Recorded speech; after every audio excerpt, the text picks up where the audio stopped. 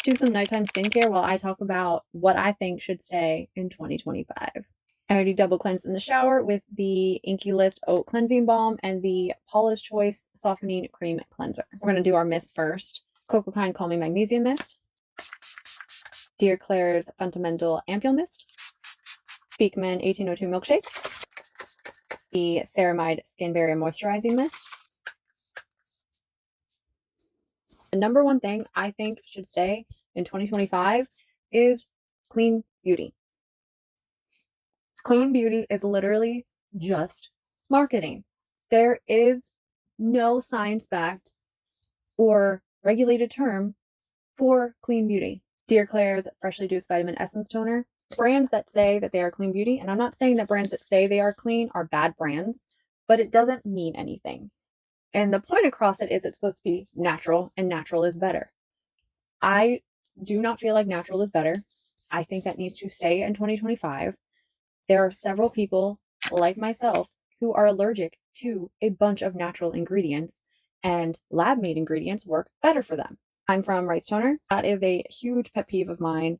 Trust me, your peptides and stuff like that, most of them are lab-made. Essential oils are extremely irritating, not just for people who have allergies, but for people with eczema or sensitive skin.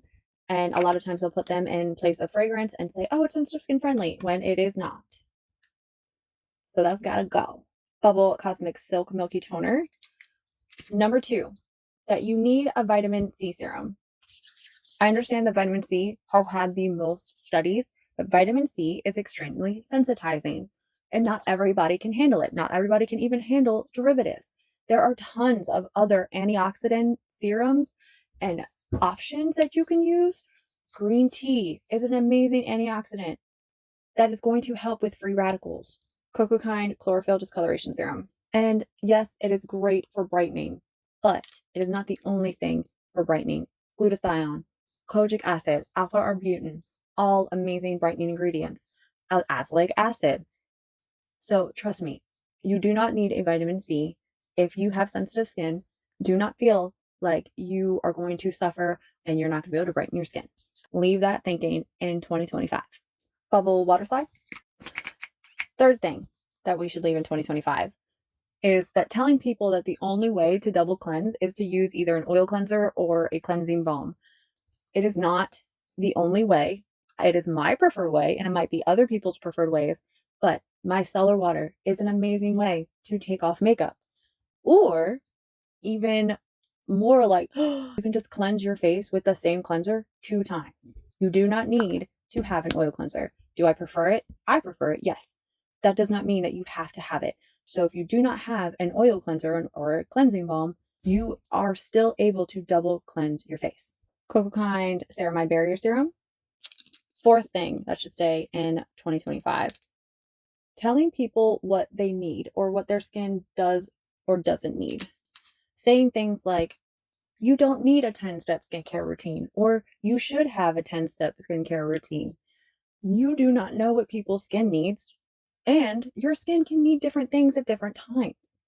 There are times where my skin, I feel so dry, and skin flooding and using a bunch of different products, hydrating products, is amazing, and it's what my skin needs in that moment. Other times, my skin is flaring, or it just is like bare minimum, just do a couple of hydrating serums, do this, do that. It's all dependent on you. It is all dependent on your skin, and it's all dependent on that moment for your skin. I feel like my skin changes daily in what it needs, honestly. Facial Brighten. And the last thing, number 5, is please, in 2026, can we please stop putting so much fragrance in products? Naturium Barrier Bounce. I understand that not everybody has issues with fragrance in their skincare, but there are enough people that have issues with it that it shouldn't be as prevalent as it is. Coco Kind Peptide Fine Line Eye Gel. And the same goes for essential oils. It's like if it doesn't have fragrance, it has essential oils, both in which are very sensitizing to a lot of people. And I think brands need to be more aware of that. And obviously, I'm more sensitive than most people. My allergies, I have like a ton of allergies. So like I have to worry about like Centella coming in, and that's a super popular ingredient. There's nothing wrong with that. Like I can't be super specific, but Bubble Slam Dunk. And I have been putting the Bioma Sensitive Retinol Oil with my, I want to start getting a little bit of retinol with most of my skincare. So I've been doing a little bit of that. The essential oils and the fragrance is insane. Like how many brands add them. And it's not necessary.